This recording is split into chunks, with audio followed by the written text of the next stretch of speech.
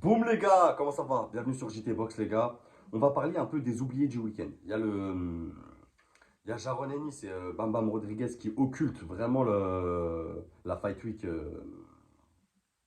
ce week-end du 9-10 novembre. Mais le vendredi 8 novembre les gars, il y a la soirée Top Rank dispo sur ESPN+, en Virginie, en Amérique. Il y a notamment, lors de cette soirée Top Rank, elle met ses petites pépites en avant, tu vois, Top Rank. Et franchement, je tiens à féliciter Bob Arum, il fait du beau boulot. Et dans cette catégorie, les gars, des poids légers, on va vraiment. Je vais vous citer des noms, les gars. Prenez des notes. C'est pas des noms que vous avez l'habitude d'entendre, tout ça. Euh, Il y a vraiment des pépites. Et on risque, les gars, dans les 3 4 années à venir, ça va être les chevaliers du Zodiac. Si tout le monde, à tous les noms que je vais citer, ils restent dans la catégorie des poids légers, vraiment, ça peut être chevalier du Zodiac, les gars. On peut avoir des guerres, on n'est pas prêt. Mais bref, j'ai parlé de la soirée du samedi 9 novembre. Là, je te les ai dit, on va revenir sur la soirée du 8 novembre, donc la soirée Top Rank. Notamment Abdullah Mason. Abdullah Mason, moi, vous savez, j'en ai déjà parlé sur la chaîne, j'ai déjà fait plusieurs vidéos sur lui. Keishon Davis aussi, qui est sur la carte. Il y a notamment un petit prospect aussi que je suis. Moi, vous savez, j'aime bien suivre les prospects. Ça aère la boxe, ça donne une autre vision. Il y a Robert Merriweather 3, les gars, qui va faire un 6 rounds chez les Super Plumes. Attention, 19 ans, 7 combats, 7 victoires, 0 défaite, 0 match nul. Profil à suivre. Profil vraiment à suivre. Euh, il peut vraiment faire de belles choses. C'est un boxeur à 19 ans. Je pourrais le comparer un peu à Abdullah Mason dans une autre catégorie. Tu vois, c'est bien monté. C'est des boxeurs sérieux, attentifs, patients, précis. C'est des mini Jarvonta, tu vois, c'est des mini Kitbou. Vraiment, c'est des dangers. C'est des dangers. Euh, Lors de cette soirée, à main event, les gars, il y a Keishon Davis. On va pas le représenter, vous le connaissez si vous êtes sur la chaîne, qui va combattre Gustavo Lemos. Alors attention, Gustavo Lemos qui a perdu contre Richard Chins. Moi, le combat, les gars, je l'ai vu en live. Parce que j'aime beaucoup Richard Chins. Mais ce combat, il était très serré. De souvenir, ça joue à 1 ou 2 points, pas plus. Richard Chins, vraiment, au niveau cardio, c'était dur pour lui ce combat. Vraiment, c'était un combat dur. Donc, à voir ce que Keishon Davis il va proposer. À voir. Il a quand même 25 ans. C'est un 10 rounds. En face, il a un boxeur expérimenté de 28 ans. Avec 29 victoires, 1 défaite, 0 match nul. Keishon Davis, c'est quand même 11 victoires, 0 défaite, 0 match nul. C'est un peu la. Lors de cette soirée top rank, c'est un peu le prospect qu'on veut mettre en avant. Mais j'ai peur qu'il se fasse voler la vedette par Abdullah Mason, les gars. On va pas se mentir. Abdullah Mason, c'est sérieux. C'est vraiment un profil dangereux qui arrive comme une horizon euh, de vagues de ténèbres dans cette catégorie. Pas à prendre à la légère, les gars. C'est un gaucher. Il a 20 ans, top 21 mondial.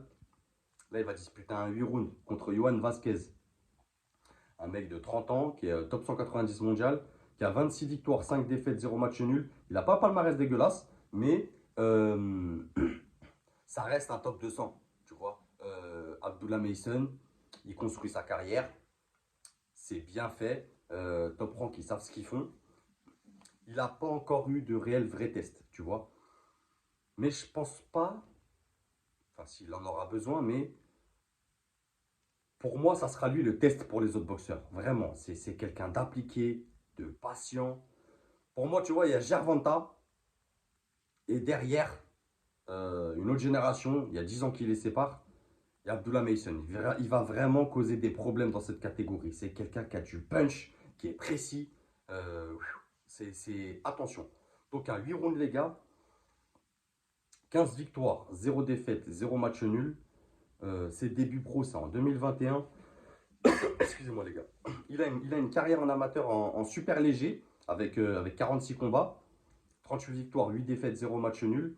Il n'a pas mis beaucoup de KO TKO chez les super légers, donc c'est peut-être pour ça qu'il est descendu chez les légers, où là, il a pu perfectionner son power.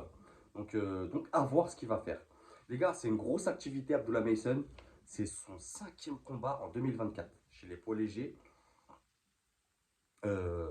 C'est 13 victoires avant la limite. C'est un gros pouvoir d'arrêt. Pour moi, c'est le prospect à suivre et c'est un futur problème dans la catégorie, comme je vous ai dit. Mais au même titre, je pourrais le mettre au même titre qu'un Floyd Schofield, qui est top 13 mondial, qu'un Roger Herrera, top 19 mondial, qu'un John Ingram aussi, qui arrive derrière. C'est vraiment des pépites avec du talent qui vont poser des problèmes aux générations telles que Shakur, Gervonta. D'ailleurs, on attend toujours le combat de Kid Buu contre Shakur. Les gars, quand vous voulez, on est prêt. En attendant, les gars, Abdullah Mason pour moi, comme tu l'as vu sur la miniature, futur problème ou pas. Moi, de mon point de vue à moi, c'est ma vision, les gars, vous me dites ce que vous en pensez en commentaire. Alors oui, on va me dire, il a 20 ans, il a encore une grosse marge de progression. Mais sa boxe, elle est hyper mature, les gars. Hyper mature. Je vous invite à regarder ses combats, à regarder celui qui va faire vendredi. Pour moi, je vous ai répondu, ça va être un problème. Comme pas mal. Roger Herrera aussi, boxeur cubain, à suivre, ça va être des problèmes, ces jeunes-là. Ils ont vraiment une maturité dans la boxe à leur âge que moi, quand je boxais, j'avais pas déjà. Et peu de personnes ont, vraiment.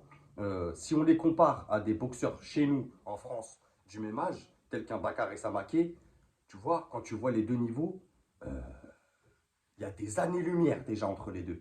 Il y a des années-lumière. Et c'est des gens qui bossent pourtant. Tu vois, vraiment, c'est des bosseurs. Donc vraiment, attention. Mais on en reparlera en temps voulu, les gars. En attendant, je voulais pas que vous oubliez cette soirée Top Rank quand même qui va se faire occulter malgré elle, malgré la belle promo de Top Rank par Jaron Ennis, bien sûr, et par Bam Bam Rodriguez. C'est normal, c'est des champions. Donc voilà, donc on va passer un bon week-end à partir de vendredi, les gars. Vendredi 8 et samedi 9, une belle fight week. On se régale, vive la boxe. Abonnez-vous ceux qui passent par là et n'oubliez pas, c'est que de la boxe. Bang!